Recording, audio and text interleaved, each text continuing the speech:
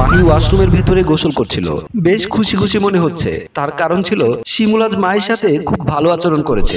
শিমুল ও মাহি শোয়া থেকে উঠে বসে পড়লো। শিমুল বলল, কি হলো, উঠে পড়লে কেন? মাহি বলল, তুমি আরেকটা বিয়ে করে নাও, কারণ আমি তোমার সাথে এমন করে সংসার করতে পারবো না। প্রতিদিন তুমি আমার সাথে পশুর মতো আচরণ করো, এমন আচরণ মোটেও ভালো লাগে না। শিমুল তার স্ত্রীকে প্রতি রাতে জ্বালাতন করে। মাহির ইচ্ছে না থাকা সত্ত্বেও শিমুলের কথা শুনতে হয়। যেদিন মাহি শিমুলের কথা শুনতে রাজি না হয়, সেদিন শিমুল খুব মাহির সাথে খারাপ আচরণ করে। শিমুল বলল, তুমি আমার স্ত্রী, আমার ডাকে তুমি সাড়া দেবে, এটাই তো স্বাভাবিক। মাহি বলল, আমিও তো মানুষ, আমারও ইচ্ছে অনিচ্ছা বলতে কিছু থাকতে পারে। তুমি আমার সাথে এমন করো যেমন বাজারে মেয়েদের সাথে করা হয়। আমি তোমার এমন অত্যাচার আমি মেনে নিতে পারছি না। শিমুল বলল, অত্যাচার কেন বলছো? এটা একটা ভালো লাগার বিষয়। যদি এমনটা নাই হতো তাহলে তো আর আমি তোমাকে বিয়েই করতাম না। মাহি বলল, বিয়ে শুধু শারীরিক সম্পর্কের জন্য করা হয় না, একটা বিয়ের অনেকগুলো কারণ থাকে। শারীরিক সম্পর্ক টাকা দিয়ে বাইরের মেয়েদের সাথে করা যায়, কিন্তু সেখানে তো আর ভালোবাসা থাকে না। এভাবে এদের দুজনের মধ্যে ঝগড়া লেগে গেল। একজন আরেকজনকে ছেড়ে দিয়ে কথা বলছে না। এক সময় মাহি সহ্য করতে না পেরে বিছানা থেকে নেমে আসলো। শিমুল বসে বসে ভাবতে লাগলো, মাহি ইদানিং খুব বেশি বাড়াবাড়ি করছে,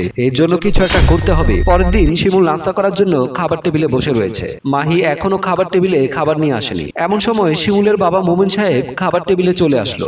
এসে শিমুলের পাশে বসলো। মোমেন সাহেব বলল, আমি কিছুদিন ধরে দেখতে পাচ্ছি তোর আর বৌমার সাথে খুব ভালো একটা সম্পর্ক নেই। কি এমন হয়েছে তোদের, যার কারণে বৌমার সাথে দূরত্ব তৈরি হয়েছে? শিমুল মনে মনে ভাবতে লাগলো, সব কথা কি বাবাকে বলা যায়? সব কথা যদি বাবাকে বলাই যেত তাহলে তো আর কোনো সমস্যাই হতো না। এমন সময় মাহি তাদের জন্য চা নিয়ে আসলো। মাহিকে দেখে মনে হচ্ছে কাল সারা রাত ঘুমায়নি। মোমেন সাহেব মনে মনে ভাবতে লাগলো, আমি যা ভেবেছিলাম তাই হচ্ছে, এদের দুজনের মাঝে নিশ্চয়ই কোনো ঝামেলা হয়েছে। শিমুল মাহির দিকে তাকিয়ে রয়েছে আর মনে মনে ভাবছে, দেখে আমার মনে হচ্ছে কিছুই জানে না, সারা রাত আমাকে কষ্টে রেখেছে। মোমেন সাহেব বলল, আমার সংসার সুখের সংসার, আমি চাই আমার সংসার সুখেরই থাকুক। শিমুল বলল, এই সংসার সুখে রাখার দায়িত্ব কি শুধু আমার একার? এই কথা বলে শিমুল খাবার টেবিল ছেড়ে চলে গেল।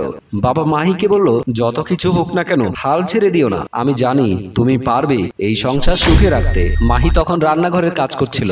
এমন সময় মাহির ফোনে একটা ফোন আসলো। মাহি ফোন রিসিভ করে কান্না করতে লাগলো। মাহির কান্না করার কারণ এখনো বুঝতে পারছি না। এটাই হয়তো ভাবছেন, মাহির কান্না করার কারণ এখনো বুঝতে পারছি না, এটাই হয়তো ভাবছেন। এই রহস্যের সমাধান করতে হলে আর কিছুক্ষণ অপেক্ষা করুন। মাহি ফোনটা কেটে দিয়ে রান্নাঘর থেকে বেরিয়ে আসলো। এসে বেডরুমে ঢুকে বিছানার নিচে থেকে একটি ব্যাগ বের করে হাতে নিয়ে বেডরুম থেকে বেরিয়ে আসলো। এদিকে একটি মেয়ে অফিসে বসে রইল। সেই মেয়েটির নাম হচ্ছে কল্পনা। কল্পনা এই কোম্পানির মালিক, অনেক কষ্ট করে কোম্পানি দাঁড় করিয়েছে। কল্পনা যদি 1 টাকা কোথাও খরচ করে তাহলে বিনা স্বার্থে খরচ করে না। এমন সময় শিমুল কল্পনার পাশে থাকা একটা চেয়ারে বসলো। কল্পনা বলল, আমি তোমাকে অনেক টাকা দিয়েছি, তুমি যত চাচ্ছ আমি তোমাকে ততই দিচ্ছি। মনে রাখবে আমার যেন সম্মানহানি না হয়। একবার যদি আমার সম্মানহানি হয়ে যায় তাহলে কিন্তু আর কোনো টাকা পাবে না। শিমুল বলল, তুমি কোনো চিন্তা করো না, তুমি যতদিন আমাকে টাকা দিয়ে যাবে ততদিন আমি তোমার কোনো মান সম্মানের টানাটানি করব না। এদের দুজনের মাঝে একজন আরেকজনকে ঠকানোর পরিকল্পনা করছে। সুযোগ পেলে আমি তোমার কাছ থেকে টাকার পরিমাণ আরো বাড়িয়ে নেব। আমি 1 টাকা খরচ করতে হলে দুবার ভেবে দেখি, আর তুমি আমার কাছ থেকে টাকা হাতিয়ে নিচ্ছ। আমি তোমাকে কি করে এভাবে ছেড়ে দেব? আমিও সুযোগ পেলে তোমার অবস্থা খারাপ করে দেব। শিমুল বলল, তাহলে আজকের মতো আসি, আবার অন্য আরেকদিন আসবো। এই কথা বলে শিমুল টাকাগুলো নিয়ে সেখান থেকে বেরিয়ে আসলো। কল্পনা বসে বসে ভাবতে লাগলো, তুমি ভেবো না, তুমি যতদিন চাও এভাবে টাকা পয়সা নিয়ে যেতে পারো, আমি টাকার পরোয়া করব না, কিন্তু আমার সম্মান গেলে তোমাকে ছেড়ে কথা বলবো না। এইভাবে কিছুদিন কেটে গেল। মাহি তার বাবার বাড়ি পড়ে রয়েছে। এর মাঝে শিমুল আর মাহির কোনো যোগাযোগ হয়নি। মাহি ড্রয়িং রুমে বসে বই পড়ছিল। এমন সময় মাহির ফোনে ফোন চলে আসলো। মাহি ফোনটি দেখে কান্না করতে শুরু করলো। আসলে এই ফোনটাতে কি রয়েছে এর কারণ আমরা কেউ বুঝতে পারছি না। মাহি বলল, আমাকে আর কিছুদিন সময় দাও, আমি তোমার কথা মেনে নেব। আমি আমার স্বামীকে ছেড়ে আমার বাবার বাড়ি চলে এসেছি। এই লোকটার মুখ আমি দেখতে চাইনি। তুমি আমাকে কিছুদিন সময় দাও, এত বড় ক্ষতি আমার তুমি করো না। মোবাইল ফোনটি কেটে দিয়ে মাহি কান্না করতে লাগলো। চলুন আমরা একটা ঘটনা দেখে আসি। মাহি ওয়াশরুমের ভেতরে গোসল করছিল। বেশ খুশি খুশি মনে হচ্ছে, তার কারণ ছিল শিমুল আজ মায়ের সাথে খুব ভালো আচরণ করেছে। শিমুল যেদিন মাহির সাথে ভালো আচরণ করত সেদিন মাহির চেয়ে খুশি কেউ হতো না। মাহি যখন গুনগুন করে গান করছে আর গোসল করছে, এমন সময় দরজার সামনে চলে আসলো মাহির স্বামী শিমুল। শিমুল এসে দেখতে পেল মাহি গোসল করছে। মাহিকে দেখে শিমুলের মাথায় বদবুদ্ধি কাজ করতে শুরু করলো। হাতে থাকা মোবাইলটি দিয়ে মাহির গোসল করা ভিডিও করতে শুরু করলো। স্বামী তার স্ত্রীর গোসলের ভিডিও করছে। কতটা খারাপ হলে একজন স্বামী এই কাজ করতে পারে। গোসলের ভিডিও করে সেখান থেকে চলে এসে বিছানার উপরে বসে রইল। কিছু সময় পর গোসল শেষ করে ওয়াশরুম থেকে বেরিয়ে আসলো।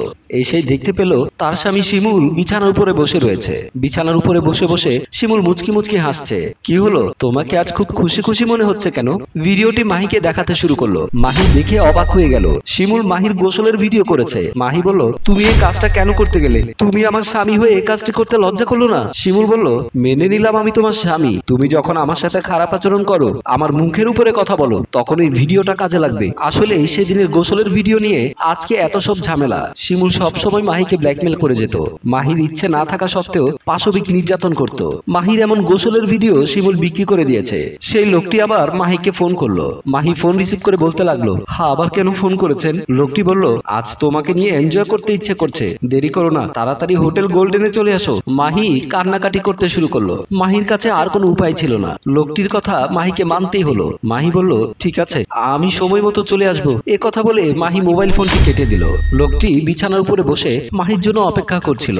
মাহি যখন রুমের ভেতরে প্রবেশ করলো, মাহি দেখতে পেল তার স্বামী সহ সেই লোকটি এখানে বসে রয়েছে। শিমুলকে দেখে মাহি অবাক হয়ে গেল। নিজের স্ত্রীর সাথে কেউ কি এমন করতে পারে? মাহি বলল, তুমি সাথে থেকে এমন করছো, নিজের স্ত্রীকে তুমি হয়রানি করে যাচ্ছ। তোমার মতো পশুর বাড়ি থেকে চলে এসে একদম ঠিক করেছিলাম, কিন্তু তবুও তুমি আমার পিছু ছাড়ছো না। শিমুল বলল, তুমি আমার স্ত্রী হলে কি হবে? মেয়েদের সাথে এমন আচরণ করা এটা আমার অভ্যাসে পরিণত হয়ে গেছে। তুমি ছাড়া অনেক মেয়েদের সাথে এরকমটা করেছি। তুমি আমার থেকে আলাদা হয়ে গেছো। এখন তোমার সাথে আমার আর কোনো সম্পর্ক নেই। শিমুলের সাথে থাকা সেই ছেলেটি বলল, যে কাজের জন্য এসেছি সেই কাজটা আমরা করি, তুমি গিয়ে বাহিরে অপেক্ষা করো, একটু ভাবির সাথে এনজয় করি। শিমুল বলল, সমস্যা নেই, ও তো আমার স্ত্রী, ওর সাথে আমি অনেক এনজয় করেছি, এখন তুই এনজয় কর। এই কথা বলে শিমুল যখন বের হতে লাগলো, ঠিক তখনই ঘরের ভেতরে এক পুলিশ অফিসার চলে আসলো। পুলিশকে দেখে দুজনের হাত পা কাঁপতে শুরু করলো। পুলিশ দেখে কার না ভয় লাগে? পুলিশকে দেখে সব আসামি এমন অবস্থা হয়ে যায়। মাহি বলল, আমার স্বামী আমাকে ব্ল্যাকমেল করেছিল, আজকে তার বন্ধুর সাথে আমাকে রুম ডেট করতে বলেছে, আপনি ওনাকে নিয়ে যান। পুলিশ অফিসার বলল, আপনি কোনো চিন্তা করবেন না, এদেরকে এমন শাস্তি দেওয়া হবে যাতে করে আর কোনোদিনও সোজা হয়ে দাঁড়াতে না পারে। এই কথা বলে পুলিশ অফিসার তাদেরকে নিয়ে চলে গেল। আর মাহি দাঁড়িয়ে দাঁড়িয়ে ভাবতে লাগলো, মানুষ কেন অমানুষ হয়ে যায়? সম্মানিত ভিউয়ার্স, গল্পটি আপনাদের কেমন লেগেছে? যদি ভালো লেগে থাকে তাহলে লাইক, কমেন্ট, শেয়ার করে আমাদের সাথেই থাকুন। ধন্যবাদ।